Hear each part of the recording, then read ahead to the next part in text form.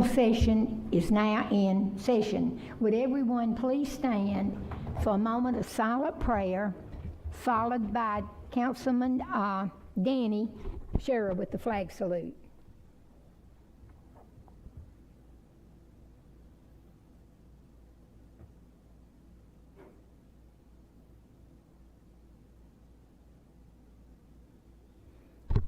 Amen. Pledge allegiance To the flag of the United States of America and to the republic for which it stands, one nation, under God, indivisible, with liberty and justice for all. Please be seated. Our first order of business under administration. Can everybody hear me? Okay. Call roll. A, discussion and consideration of action regarding the contract. Don't have to call the roll. I'm sorry, we better make sure we're all here first. Would the clerk please call the roll? Councilmember Brittingham. Here. Councilmember Miller. Here. Councilmember Morris. Here. Vice Mayor Shear. Here. Mayor Gruby. Here. We are all here today. Under our order of business, item number 1, administration. A, discussion and consideration of action regarding the contract with Shirley Construction Incorporated on the West University Boulevard construction project. Who's going to take the lead on this? Mayor, I'll lead off, and then I'm sure there'll be some questions. So there's been considerable back and forth between city representatives and Shirley representatives, attorneys, and all the parties. And there's still all the options on the table at this point. So as the council's aware, the bonding company denied the claim. That doesn't mean that there's not a claim. It just, they are an insurer representing the construction company, and they denied the claim, which is fairly typical for insurers. So where we're at right now is the city has some options, one of which is to you could file a lawsuit against Shirley. We could go out for bid, re-engineer, go out for bid, get another contractor. We could re-engage with Shirley, which they have indicated there's a willingness to do.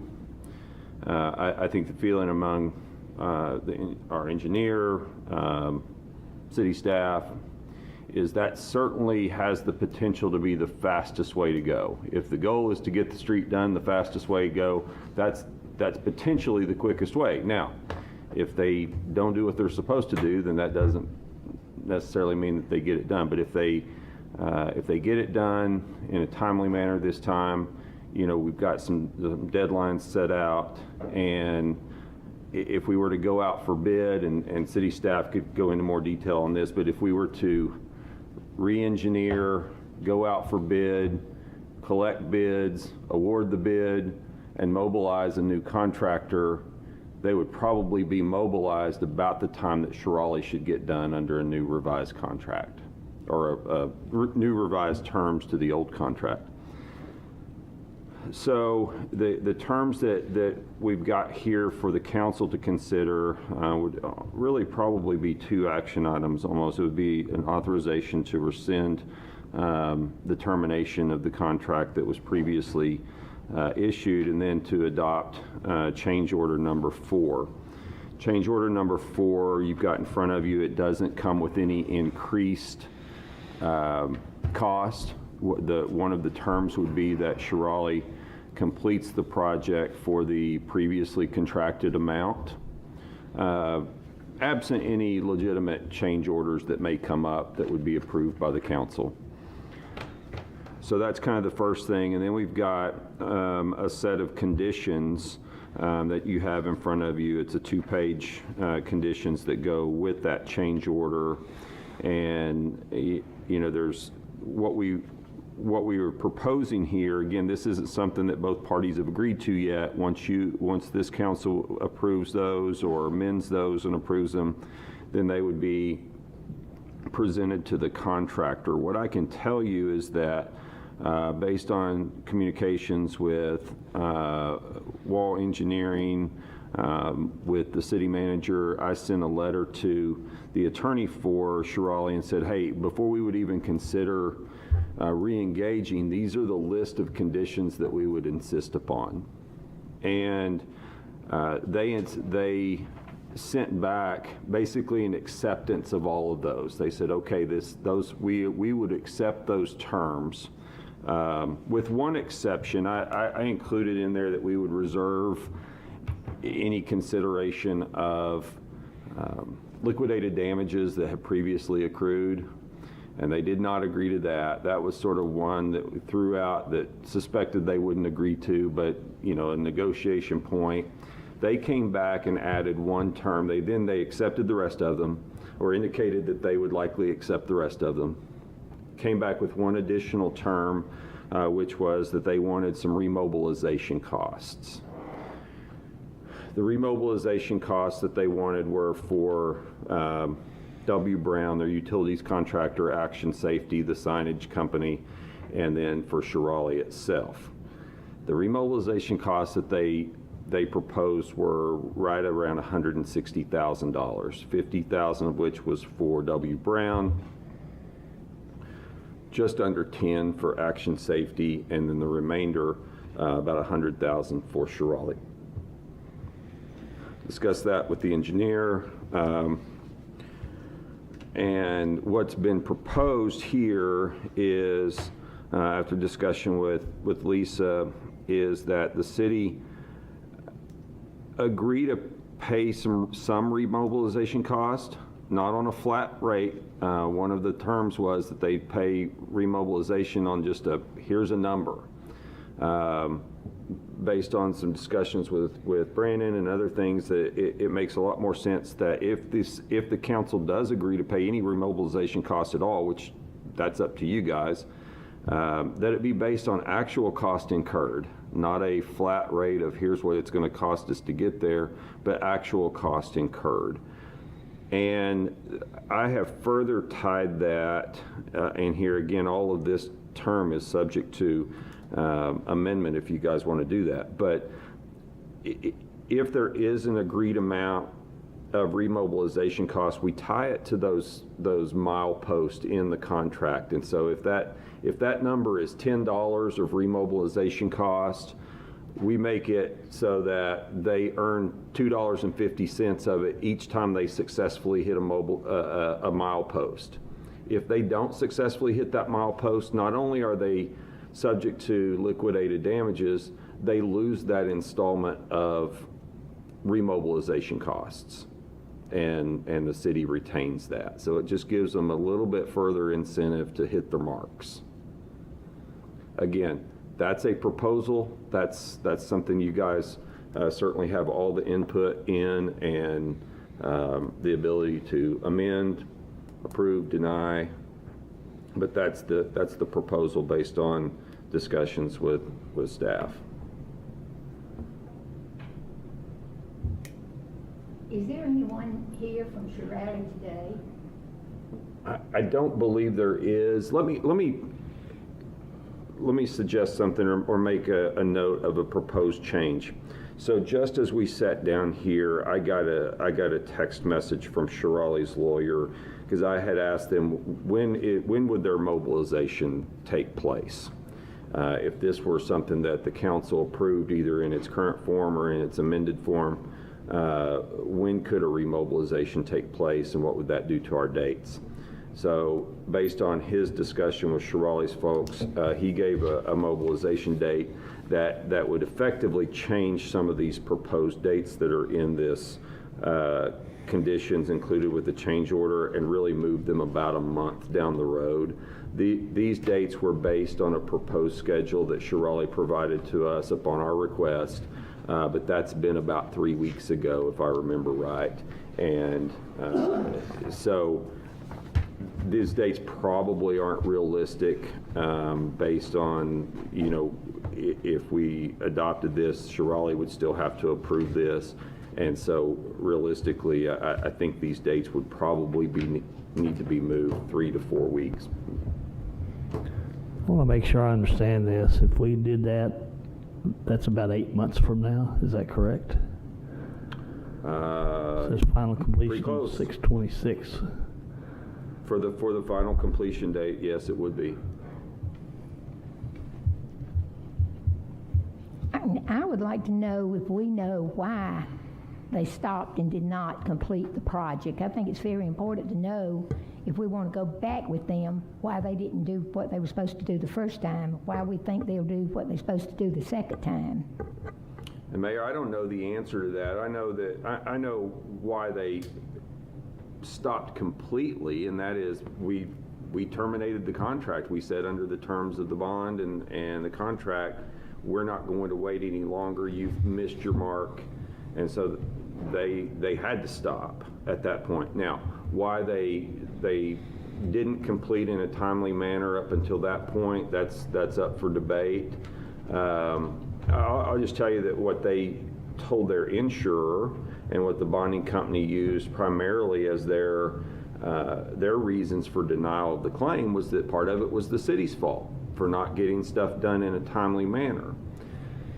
That may or may not be true, but what we do know is that along the way, Shirali requested 3 change orders. 3 change orders were approved. And there may have been another one that wasn't, but it ended up not needing to be. There was a real small one that they had requested some additional time, and it ended up they didn't need it. So they've already admitted that didn't cost them any time. So there were some times during this back and forth discussion where Shirali said, well, the city didn't do this, or it cost us some time, or you guys knew it would take us longer to get where we needed to go. But what they didn't do is ever request a change order to reflect that and ask for more days. So, so I think that argument's a little hollow because they didn't ask for more days. They just waited till they didn't finish and said, oh, well, you knew we'd probably need more time. I don't know. I would love to be able to sit here and tell you that as soon as they're re-engaged, they'll get on the job and won't stop until it's done. I don't know that to be the case. All I know is that we can get some, got some terms in here where we've got some markers in there rather than having to wait until the end of the project. And I think that's where we were last time is it became very apparent for some time before the project was completed that they weren't going to complete it. But there wasn't anything we could really do until they didn't complete it. It seems like, it had a real communications failure to me on the city's side and on their side. And who's responsible for that? Have we identified I think there's probably blame for both Councilman Shearer. It was real clear that there was a communications problem on the contractor side. Certainly the communications are 2 ways, but I saw effort by the previous city manager to communicate with Shirali, and it just wasn't there. Some of that is addressed here in this document for some of the conditions, which would include weekly meetings, weekly updates on here's what we have done, here's what we're going to do in the next week, and so that we've got some constant eyes on the project, where before I think it would go days or weeks before there was anything that was known. Who's responsible for those constant eyes? Our city engineer, someone on the city staff? I think right now, and Brandon can probably give better information, but typically the engineer is sort of the eyes on the ground there, and they're the ones that do the daily reports, et cetera. There's not a city staff member that's out there on a regular basis. I mean, that's part of the reason to contract things out is you don't have staff out there. That may be an option. Just, that is one of the items that I requested in our terms, if we allow Shirley back on the job is that I want a written weekly update from the company representatives that comes to me, just because I want to hear from them. Where are we at on the project? What are your plans for next week? Just to make sure that we keep on track with it. So in addition to the weekly meetings with Brandon and his staff, Shirley will be required to submit a written report to us. And yet, they have no one here at this meeting to represent them. I don't believe they were invited to this meeting, were they?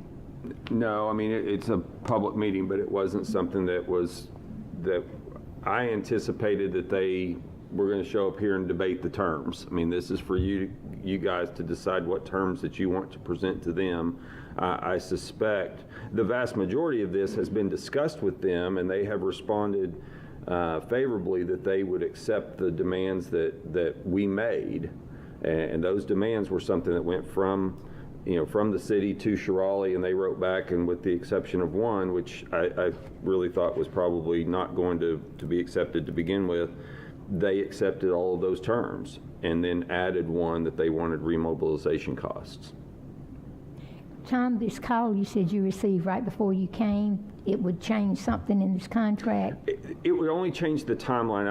I had asked them for sort of an updated mobilization, expected mobilization date. Mm-hmm. And so that, because what I didn't want to do is expect them to mobilize by Friday based on a schedule they gave us 3 weeks ago, and then that not be realistic, and then our dates that you guys accept not be realistic from the very beginning.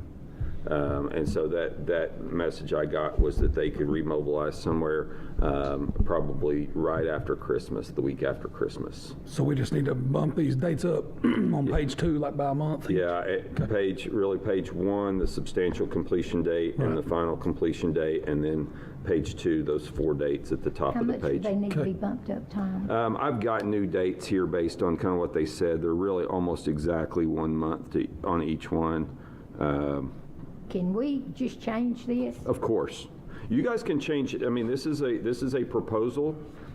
All of these terms are up for discussion by the council. So if there's something about any of it that you want to address, we can change any of it. Well, before, Real quick, I'm glad Brandon got up. I wanted Brandon to speak to what the process is if we agree not to move forward with Shirley. What are our other options as far as timeline? I go back and answer Mr. Sheriff's question first on communication. There were periods of 30 days, multiple times, when we were calling them every other day, 3-4 times a week, texting, emailing, and getting no communication back from Shirley. So it wasn't that we weren't in firsthand. Randy Debo's here, who's the construction manager over that project, but there were periods of 30 days when we were trying repeatedly and constantly to get in touch with somebody about the project and couldn't get any response from them whatsoever. So it was one-way communication for sure. have you had dealings with them on other jobs? We have not. We have not. This is our first project. Now, we had a project with them years ago, 15 years ago, on a sidewalk job, but in the last 15 years, we haven't had any dealings with them. But their references check out. I mean, they have good references, but we've not had any dealings with them as far as a large street project like this.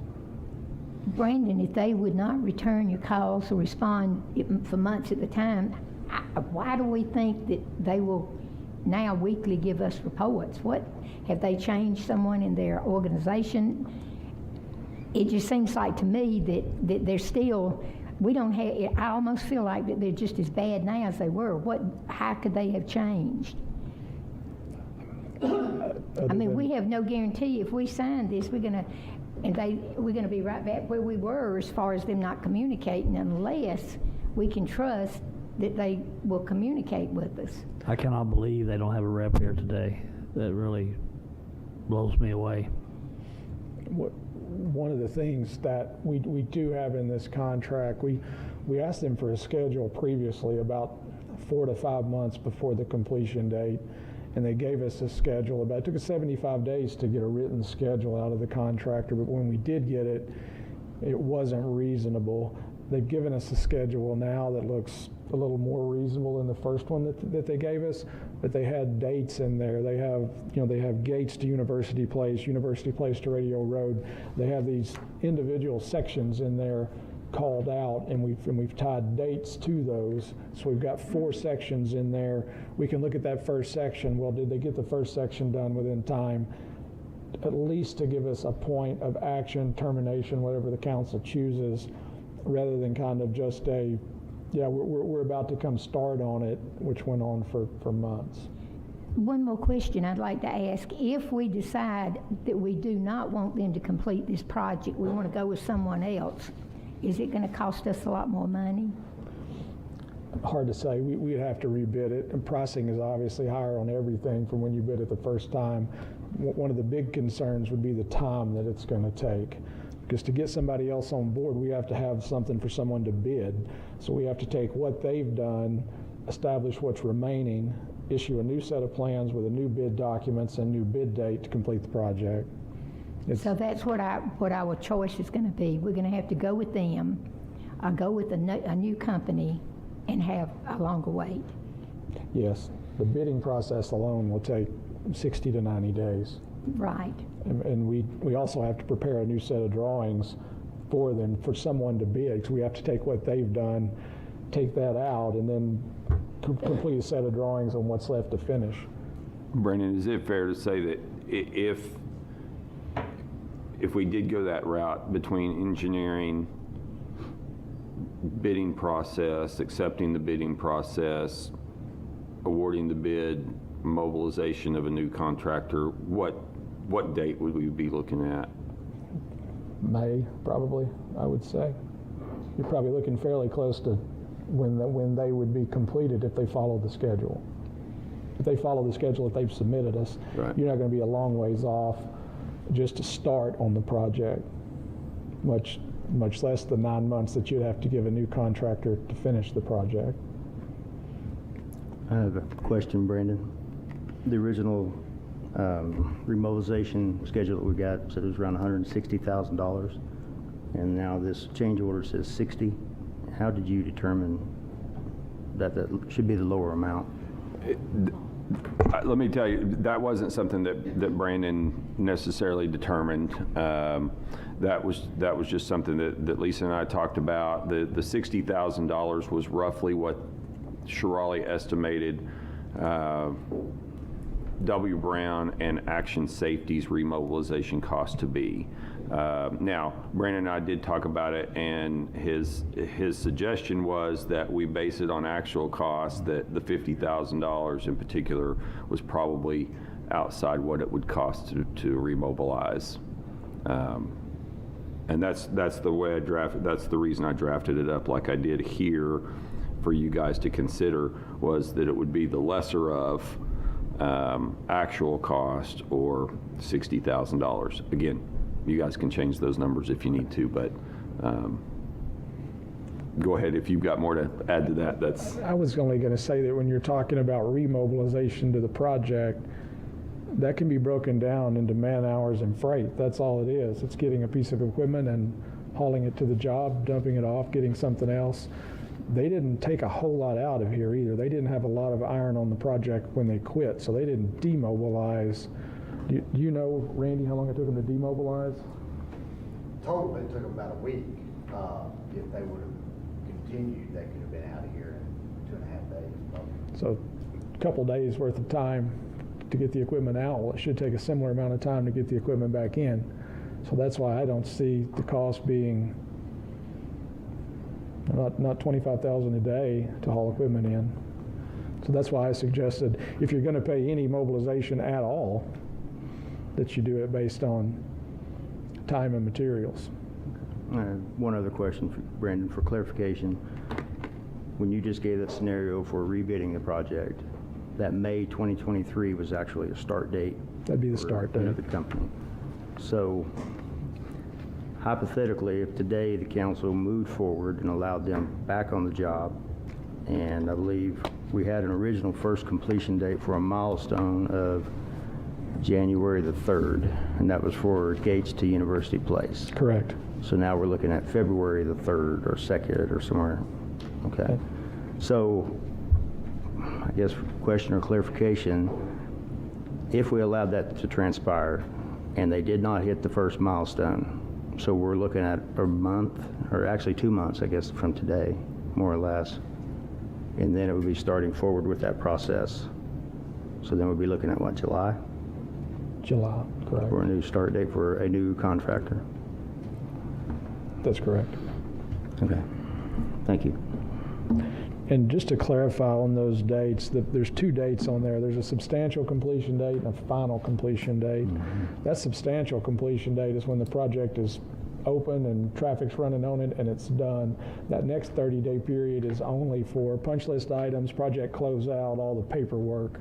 So the first number, that substantial completion date, it would be done as far as anyone could tell. So that's the date probably to be looking at when it was open to traffic and functioning as is.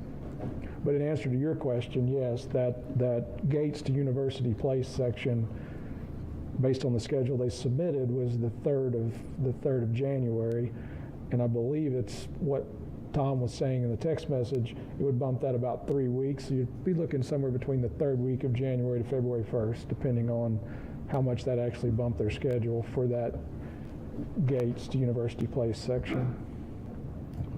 I have a question on the $1,000 a day milestone penalties. Is that a standard rate? Could we up that and get away with it? That's what's in the original agreement. You can, but you can absolutely up it in this change order. If you want a stiffer penalty, you can absolutely put a stiffer penalty in this change order. What's normal in the jobs you worked? Is that 1,000, 1,500 a day is pretty typical. You do see damages a lot higher than that. And if there's some critical piece that, critical infrastructure, you see it up to 10,000 a day. So it really just depends on kind of how high you want to go with that. But you could definitely propose a higher liquidated damage in the change order as a point of negotiation. Well, okay. I guess before we proceed much further in the actual change order and comments like Councilman Morris made, the city manager was in negotiations with the city attorney. I would just like to hear your opinion or thoughts and recommendation to the council and why, if you don't mind. Well, I think I share the thoughts of the rest of our community. I want to see the project done as quickly as possible. In negotiations with Shirley representatives, my opinion is that, you know, they want to clear their name and do well, because this tarnishes their reputation as a company. And they indicated that, you know, they want to complete the project. They want to do right by the city of Durant. Again, that was my feelings about the conversations with them in meetings that we've had. I didn't like that they just put a number up there, the $160,000 for remobilization costs. That seemed extremely high. And actual cost, I think, would be appropriate since we did kick them off the job. And probably would come in, like Brandon said, if we rebid the job, it's likely going to cost more money, take longer to finish. So even with remobilization costs, it's going to come in very likely under what a new bid packet would come in. So I'm inclined to move forward with Shirley, give them an opportunity. I'm very much about communication. I think if we, you know, get those terms agreed to and abide by those and get the communication, I'm certain we can get the project completed. I do want to remind you that in there it does have, you know, the remobilization costs. They don't get those if they don't complete the milestones. So it's not just the $1,000 a day liquidated damages. It's also they're losing out on the remobilization costs as well. So. Thank you. Well.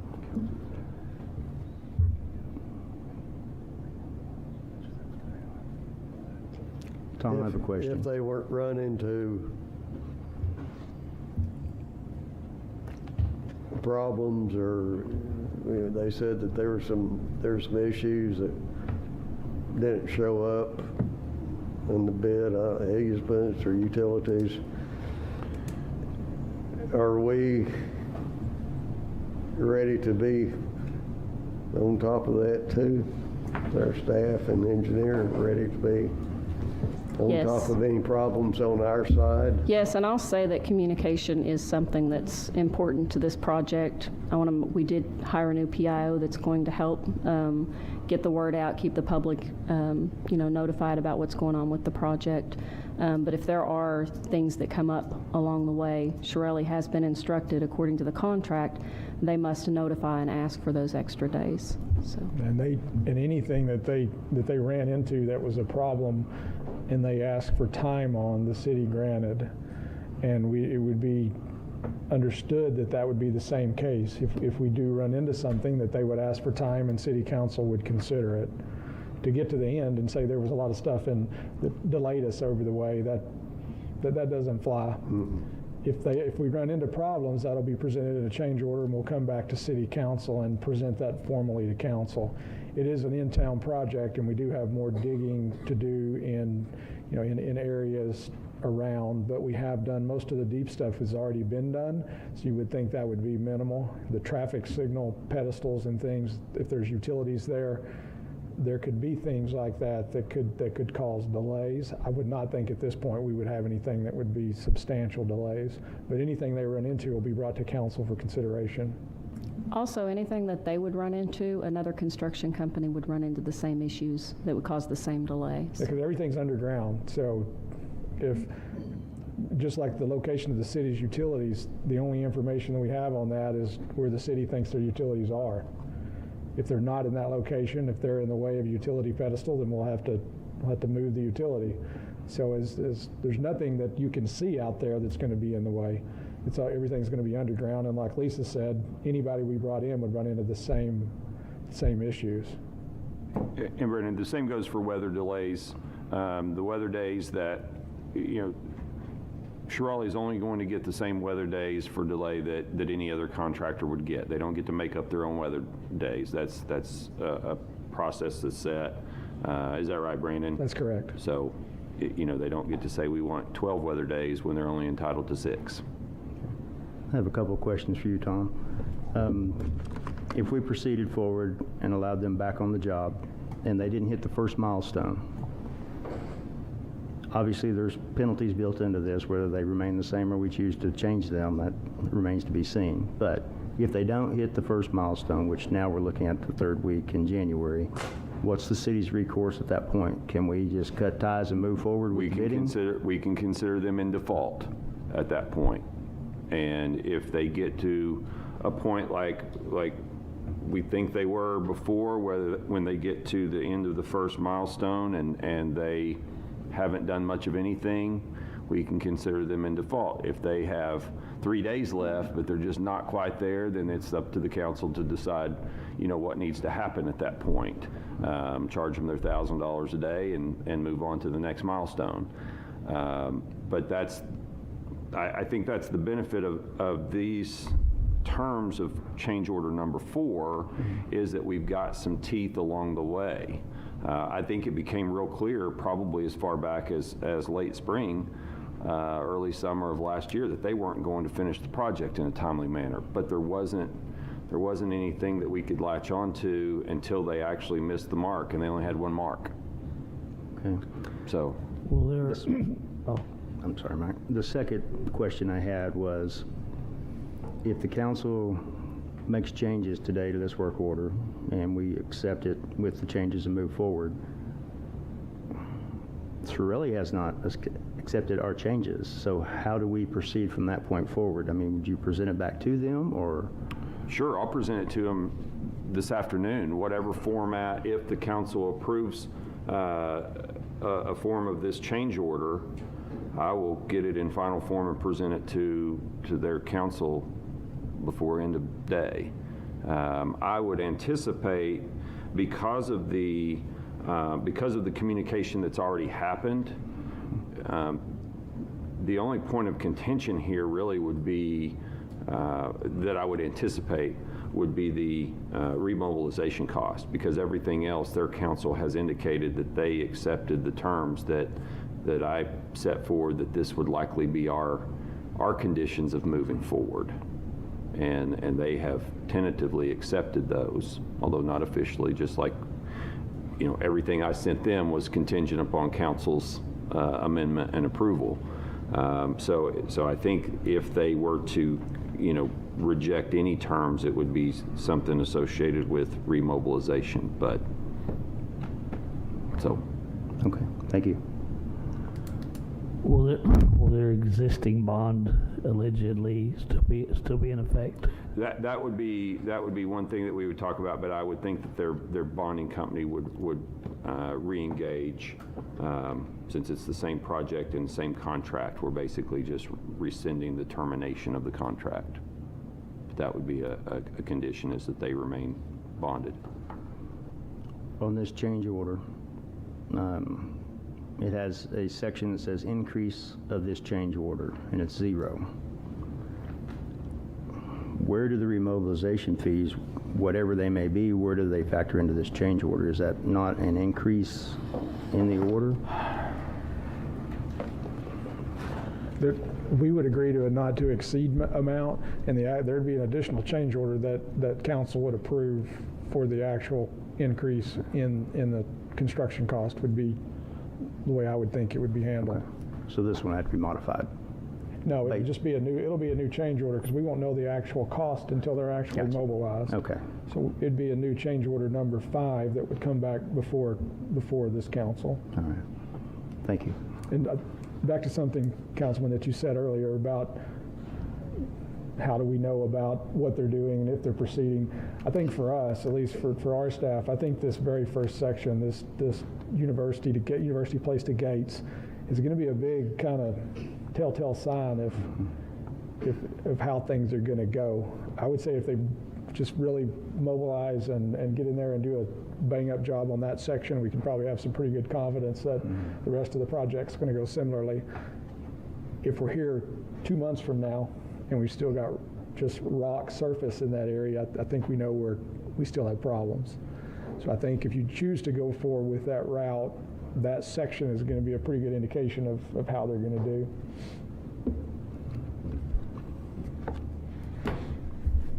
I personally have 2 issues on this change order I'd like to discuss.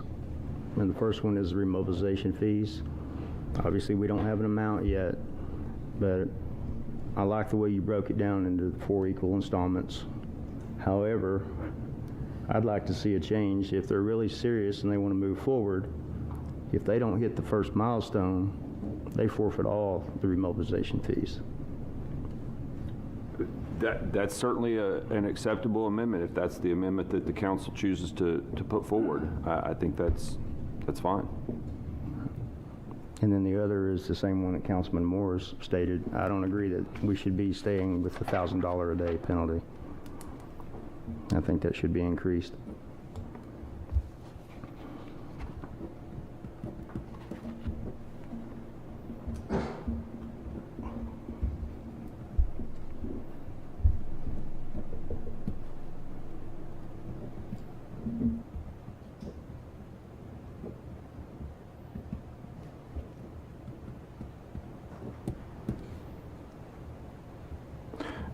Just for clarification, Councilman Brittingham, so your proposal would be that the entirety of the remobilization cost be forfeited if Shirley misses the first mark.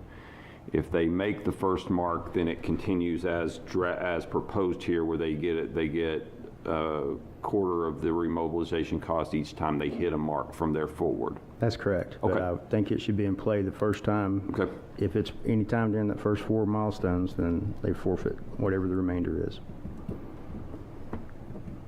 I would agree with that. I definitely agree with that.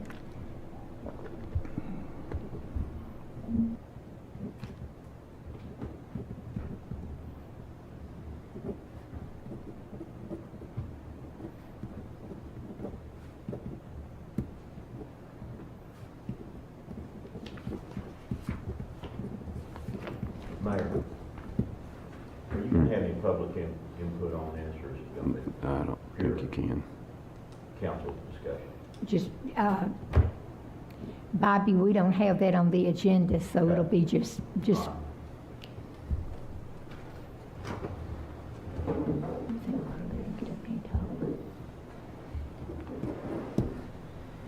Tom, It's up to you, Mayor. Bobby,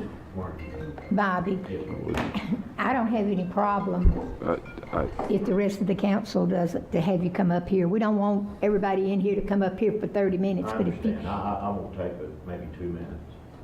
if anyone else has no problem, come on up. Okay. Bobby Story, I'm a business owner out on University. The only comment I had, we're discussing first phase going to University Place. My request would be that you would try to have phase 1 go to Radio Road, and this is my reason why. You can see where there's a saw cut in the road out there where the back of curb is going to go all the way up to Radio Road, and that has to go to finish phase 1 out to Gates. That has to go to Radio Road to be complete in there.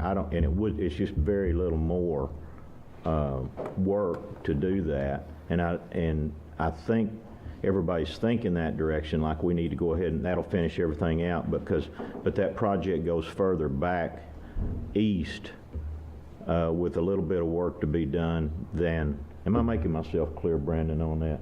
That curb cut, that road is actually moving over to the south about in front of where I'm building that new car wash, about 3 feet. And so if you get up in front of Elite, theirs is about 1.5 feet that it comes over from their driveways. And to me, it would make a cleaner phase 1 to go from Radio Road to Gates. And I think that's definitely the area to focus on first. Plus, the other thing, you don't have to have those signalization lights put in until you can do those a little later. You can go ahead and get that road open, get some traffic flow going in there, because when I was on council, we put in some other traffic lights, and a lot of that work can be done without closing the road. They can do it on the side of the road. So in other words, and those lights take quite a bit of time to put in. So it might speed up getting traffic flow again if we could say, okay, we're going to do all this road work and then let the signalization people come in after that and do it. I don't know how to break that out. I can't hardly see the contract, and I was kind of looking at that. And the second or third or fourth or whatever, to me, that getting out there into May, June is pretty deep into the year, and I'm assuming that's for the entire project. Is that correct? Okay, that's for doing all the stuff down the road. Okay, and I had one more quick request over, you know me, Tom, you know I talk a lot. Back in front of my old car wash there was an amendment I would like to ask for, and I don't know if there'll ever be a time that we could ask for that later on in some type of, get some input into what we'd like to do there. That's all I have to say. Thank you. Thank you, Bobby.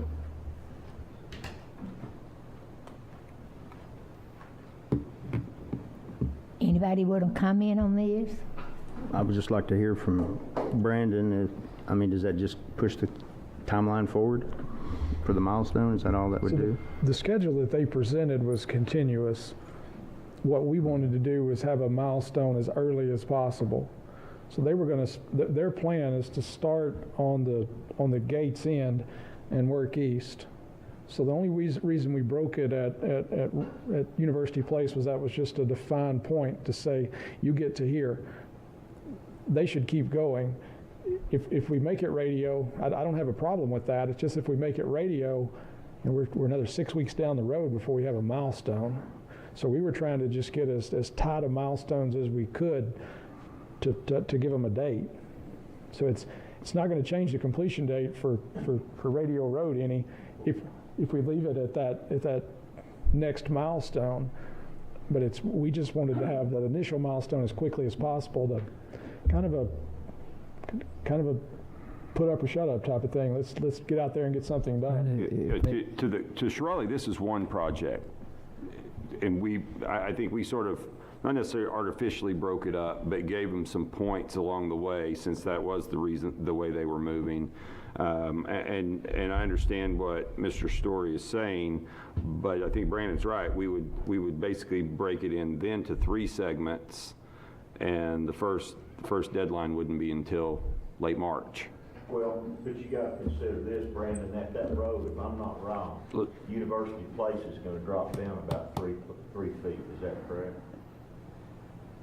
Yes, At that correct. intersection, so how Correct. are you going to cut out 3 feet of that intersection and not go on back down to where it would tie in at the other place, which is to the east about 400 feet? Is that a good question? Well, it is, and I think the question is valid. If you did terminate it at that point, we'd have a mess.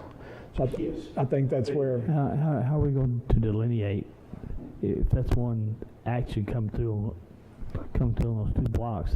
How can you delineate when they made that first part? I don't think it's going to swoop in there and pave it and then do the curbs and all that. it would be fully completed, meaning, you're saying how do you? No, they're not dictate it? going to complete it up to University Place and say, okay, we got it, and then start and complete that down to Radio Road, are they? That's going to kind of be one total blended job. They're going to start on their main line curb and gutter, and then they will come back, as we understand the schedule, they'll come back and start on grading, sod, striping, and incidentals, and finish the incidentals up to the point of University Place, and that would be the date when that would be completed. But at that point, they're probably a couple of weeks down the road paving toward Radio Road. So it's not like they're going to, like you said, they're not going to work to there and stop and get everything done. They're going to continue the paving on it'll be through. clear to you when that block is done, and you'll wave off on, okay, Yes, they met it or they didn't. yes. We'll issue a certificate of partial completion when they hit that milestone. Now, a little bit more to Mr. Story's point, if they got to the point of just having the paving up to University Place and the contract was terminated, that's going to be a problem in terms of tying it all together.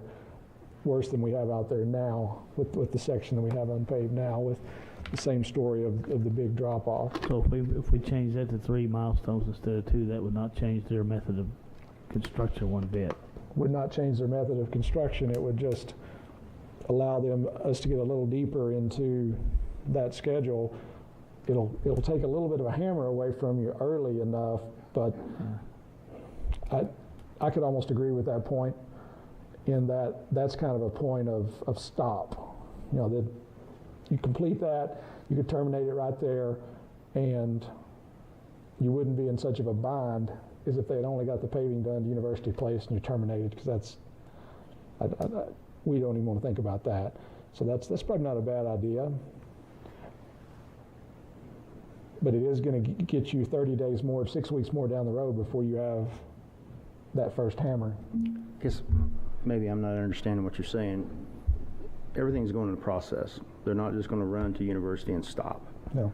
So they're going to continue with the grading, if it's a 3-foot change or whatever it is, to lower the grade, and they're going to continue with the asphalting and moving forward on the next milestone, even though they haven't completed the first one yet. Correct. So if that's the case, what would we gain by changing from gates to radio, if they're already moving in that direction anyway?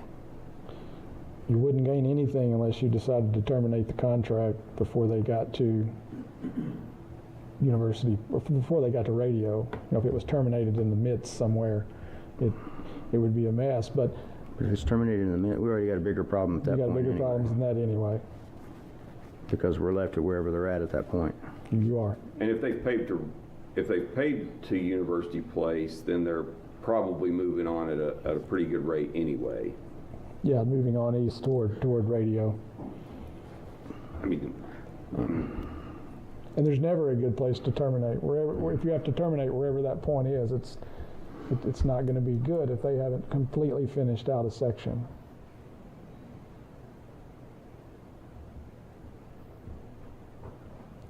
I see the point, but still, I think we do like having a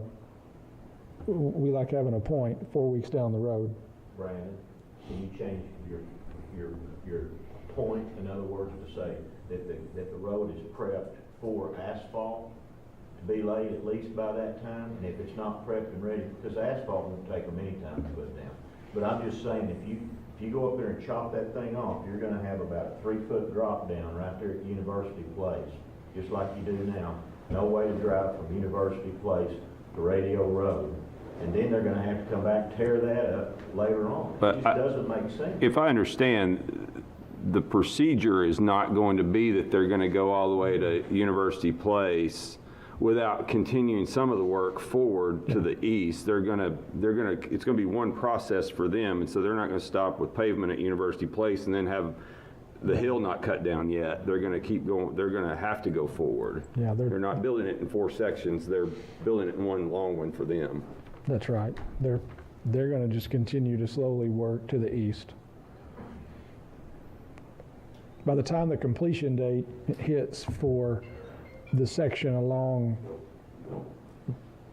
between University Place and Gates, before that completion date hits, they should be a long ways into the next section. Like Tom said, they're not just going to go up to that intersection and stop. And yes, we can break it down. We can break it down more. I don't know that there's a reason to. I mean, I think complete the sections and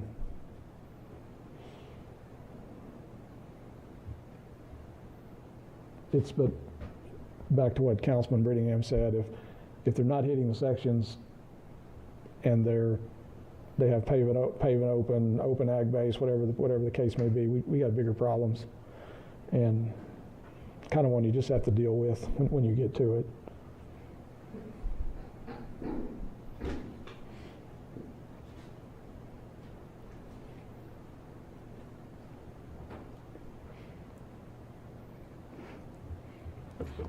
Anybody have any more questions for Brandon?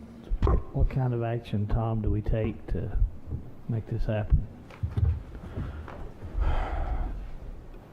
The first one would be to authorize the city manager to rescind the contract termination.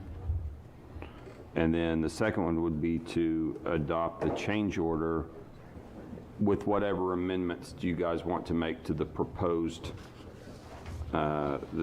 change order here. So we'd have to clarify which amendments need to be made, and then adopt it as amended.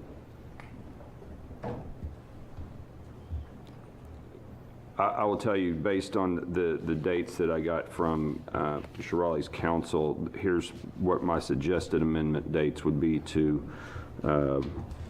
page 1 of the contract conditions. Change the substantial completion date to 6/23 of 23, final completion to 7/24, and then on page 2, those dates would respectively would be February 3rd, March 20th, May 15th, and June 23rd.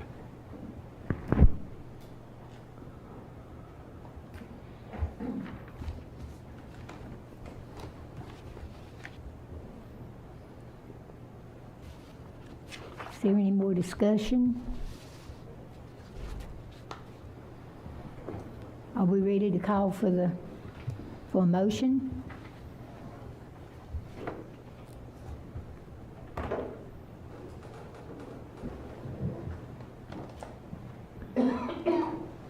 I move that we authorize the city manager to remove the current rescinding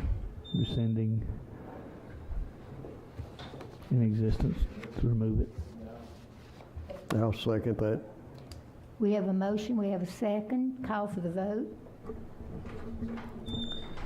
Councilmember Brittingham. Aye. Councilmember Miller. Aye. Councilmember Morris. Aye. Vice Mayor Shear. Aye. Mayor Groby. Aye. Motion carries. Is there another part to this, Tom? or is that- So I'll tell you my understanding of the amendments that have been discussed to this point is it's the dates, and then based on Councilman Brittingham's suggestion that we continue to pay incrementally the actual cost of remobilization for the subcontractors, pay them a quarter of the payment each time they hit a mark, but if they miss a mark, they forfeit all remaining remobilization costs that would be due. In any case, is the $60,000 the cap still for everything in remobilization? That's what I've got in there. I've got not to exceed 60,000, because that's based on the numbers they provided. But none of that money as proposed would be for Shirley's remobilization. Any remobilization they incur would be on them. So this vote that we just took will include these things you're talking about? No, the next vote would be approval of the change order, Okay. which would incorporate all of these terms. Would they need to all be specified? No, it could just Okay. be as discussed, and I would incorporate those amendments into the final version. How about the daily fee? Councilman Brittingham, do you have an opinion on that? Anything above 1,000, 1,500 I to kind of like 2,000. 1,500. I think Mr. Wall said 1,500 is kind of the cap. Is that what you've seen? Well, then 2,000 would be my thoughts. I'd go for that. That'll be put on the change order, so. Well, we need a new motion now. If that's the pleasure of the council for the liquidated damages provision to be $2,000, I will include that as the amendment, and that would, if the motion is to approve change order number 4 as amended, that would be reflected in there as liquidated damages of $2,000 per day, and then the remobilization language. I have one quick question, Tom. If they want to argue any of these changes we're making or change them, what's our next step? So that is a possibility, that they come back and they either say we accept those terms that the council has approved, or we don't. And they can either, they could give a flat out denial and say we don't want to re-engage at that, or they could say, well, here's our counter offer, and they could make a counter offer, and then it would come back before you guys if that was the case. And my suggestion at that point is that that we communicate to them that these dates are the dates. If they want to come back and renegotiate or counteroffer, that the dates aren't going to be changed because it took another week to get a final version. The dates are the dates. So technically, as of right now, this very moment, they still have the contract, right? Well, Since we rescinded the. You've authorized the city staff to rescind it. It hasn't haven't been done done it yet. yet. Gotcha. And it would only be done contingent upon acceptance of the change order. And we still have the second part of the change order Yeah. to vote on. So Okay. Do we have a motion for that second part? Tom, did you say we needed to read all of that on the second part, or just approve the? no, I think you can approve it as it's been explained here. Okay. Do we have a motion? I'll make the motion that we approve change order number 4 as discussed. We have a motion. Do we have a second? Second. Have a motion and a second. Call for the vote. Councilmember Brittingham. Aye. Councilmember Miller. Aye. Councilmember Morris. Aye. Vice Mayor Shear. Aye. Mayor Groby. Aye. Motion carries. I guess that's it on that one. Item 1B, discussion, consideration, and possible action for resolution R-2022-18 for project sponsorship related to the proposed Oklahoma Department of Transportation 2022 Transportation Alternatives Program, TAP, grant request in the amount of $674,080 necessary to construct the pedestrian bridge over Choctaw Creek to continue the Rails to Trails project. Ms. Becca. Hi, good afternoon. Thank you. In November, at the November council meeting, you approved a resolution that included everything basically that this resolution before you states. However, this was actually in the application that was missed, and so to be safe, I talked to Department of Transportation. I just told them we'd go ahead, since we had a special meeting, and ask for your approval for this document. It's just stating that we are the sponsorship, or the sponsor for the grant, and the grant amount and the match is stated in there, just like you approved at the in the other resolution that I included in your agenda item. Thank you. Are there any questions for Ms. Becker?